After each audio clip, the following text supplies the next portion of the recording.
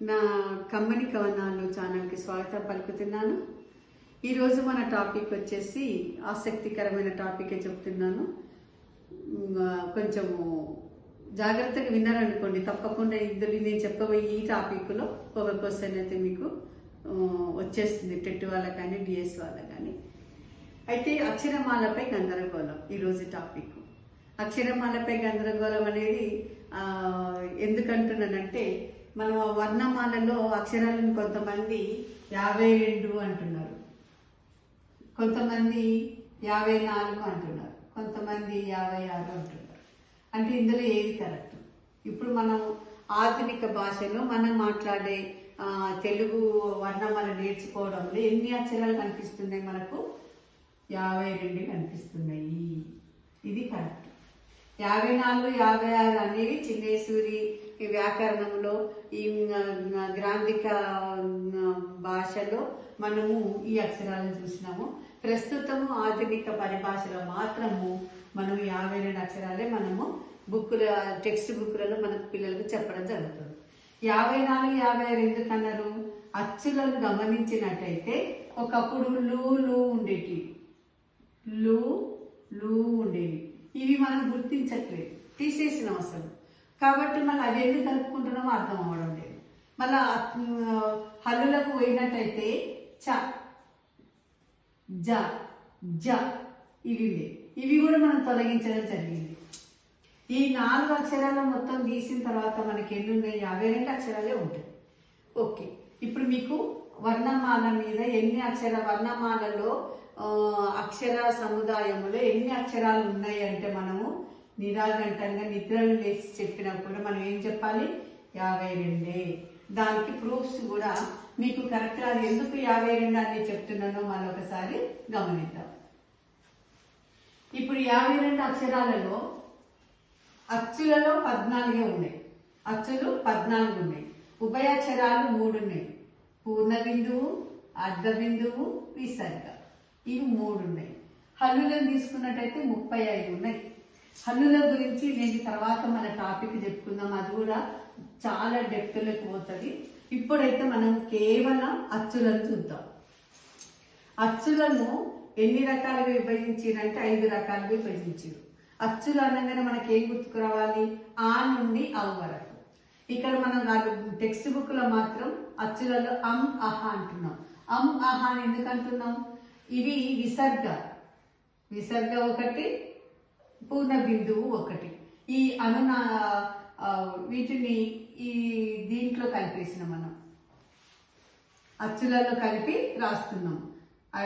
పూర్ణ బిందువుని, విసర్గని అహ అని చెప్పి ఇక్కడ రాస్తున్నాం. ఇది దీనికి అచ్చుల కిందికి రాదు, ఇవి ఉభయాక్షరాల కిందికి వస్తాయి.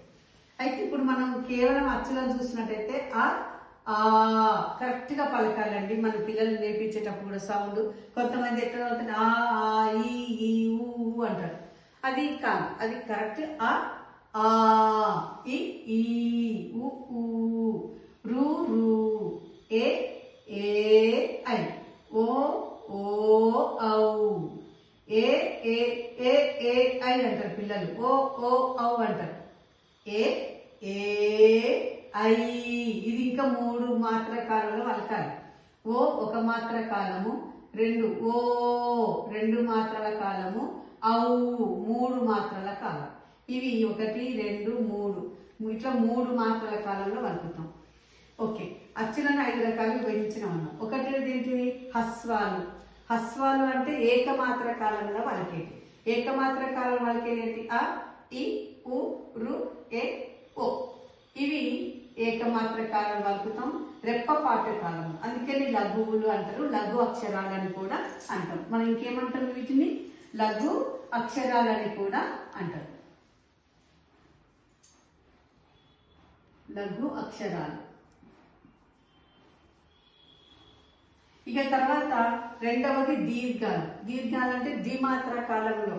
అంటే మనం కొంచెం దీర్ఘం తీసి సాగదీసి చెప్తాం, ఉచ్చరిస్తాం.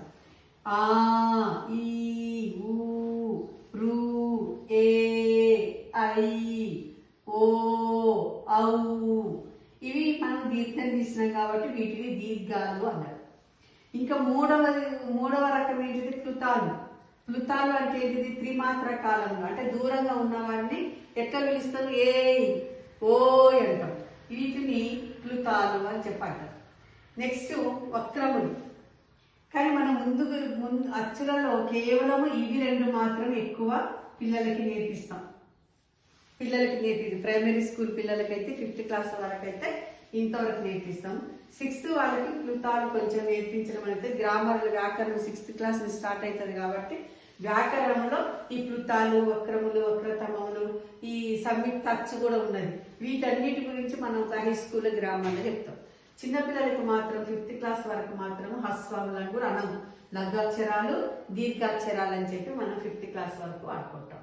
ఇది కిందిదన్నీ కూడా మళ్ళీ ఎక్కువ గ్రామర్ నేర్చుకునే హై స్కూల్ వాళ్ళకి, తెలుగు భాష మీద పట్టు సాధించాలనుకున్న వాళ్ళకి, ఓపెన్ కాంపిటీషన్స్ ఎగ్జామ్స్ రాసే వాళ్ళకు ఇది వర్తిస్తుంది. సరే, ఇప్పుడు మీకు టెట్ దృష్టిలో పెట్టుకొని చెప్తున్నాను కాబట్టి ఇవి కూడా మనం చెప్పుకుందాం అచ్చులలో. మూడవది ఏంటిది, త్రిమాత్ర కాలంలో దూరంగా ఉన్న వారిని పిలుస్తాం, చాలా దీర్ఘం తీసి ఏ ఓ అని పిలుస్తాం. వక్రములు అంటే వంకరగా ఉండేవి, ఏ ఓ ఓ, వీటిని వంకరగా రాస్తున్నాం కాబట్టి వక్రములు అన్నాం. వక్రతములు అంటే మిక్కిలి వంకరగా ఉండేవి. మిక్కిలి వంకరగా అంటే ఐ ఐ అన్నప్పుడు ఏ అన్నప్పుడు ఇట్లా వంకర పోయింది, ఇంకెక్కువ వంకర వచ్చేసింది. అవునది, ఇదే వంకర రాస్తున్నాం అక్షరాన్ని, దీన్ని మళ్ళీ పైన ఇన్ని వంకరలు ఉన్నాయి. అందుకని మిక్కిలి వంకరగా రాసేటివి ఏమంటారు వాటిని, ఔ. ఇంకా ఒక్కటి తెలుసండి మీకు అందరికీ, మర్చిపోతున్నాం, అచ్చులలో కూడా ఒక సంయుక్తాక్షరం ఉన్నది. అచ్చులలో కూడా సంయుక్తాక్షరాలు ఉన్నాయి. అవేంటివి, ఔ. ఐ వలికినప్పుడు ఏమనుకుతున్నాం, ఆ ప్లస్ ఈ, ఐ, కాబట్టి ఐ అయింది. ఇప్పుడు ఔ తీసుకున్నట్టయితే ఆ ప్లస్ ఊ, ఔ అంటే రెండు అక్షరాల కలయికతోని ఔ వలుపుతున్నాము. రెండు అక్షరాల రెండు అక్షరాల కలయికతోటి ఐ వలుపుతున్నాం. కాబట్టి ఇది ఏమైంది, సంయుక్త అచ్చులు అంటారు. అచ్చులలో సంయుక్త అక్షరాలు రెండు ఉన్నాయి, ఔ. ఐ అంటే ఆ ప్లస్ ఈ, ఔ అంటే ఆ ప్లస్ ఊ. ఇది ఇంత అచ్చులు, కేవలం అచ్చులలో మనం ఇన్ని రకాలుగా గమనించిన, ఒక్కసారి మీరు అచ్చులను ఎన్ని రకాలుగా విధించినంటే 5 రకాలని చెప్పాల్సి ఉంటుంది. అందులో మనం పిల్లలకి హస్వాలు, దీర్ఘాలు అని చెప్తాము, ఏకమాత్ర కాలం, ద్విమాత్ర కాలం. ప్లుతాలు అంటే త్రిమాత్ర కాలం, అంటే దూరంగా ఉన్నవారని పిలిచినప్పుడు. వక్రములు అంటే వంకరగా రాసేటివి, ఏ ఓ. మిక్కిలి వంకరగా ఉండేటివి వక్రతమములు, ఔ. తర్వాత ఈ ఔలను ఇంకేమంటున్నాం, సంయుక్త అచ్చులు అంటాం. సంయుక్త అచ్చులు, అచ్చులలో సంయుక్తాలు ఏవి అని కూడా మీకు క్వశ్చన్ రావచ్చండి. ఒకవేళ డెప్త్లో పోయి క్వశ్చన్ కొంచెం హార్డ్గా కఠినంగా ఉన్నది అనుకోండి, అప్పుడు సంయుక్త అచ్చులు ఏవి అంటారు. సంయుక్త అచ్చులు అన్నప్పుడు ఏంటిది, ఔ వస్తుంది. ఇది ఈరోజు మనం చెప్పుకున్నటువంటి అచ్చులలో టాపిక్. నెక్స్ట్ మనము విసర్గ, ఇప్పుడు ఉభయాక్షరాలు అయితే మనకు తెలిసిందే, మీకు దీని గురించి కొంచెం తర్వాత ఈ హల్లులతో పాటు కొంచెం చెప్పుకుందాము. అంతవరకు సెలవు తీసుకుందాము. ప్రతి ఒక్కరు గందరగోళం అక్కర్లేదండి. వర్ణమాలలో 52 అక్షరాలు చదువుతున్నాం, 52 అని చెప్పండి. అచ్చులలో 14 ఉన్నాయి, ఉభయాక్షరాలు 3 ఉన్నాయి. తర్వాత హల్లులలో 35 అక్షరాలు ఉన్నాయి.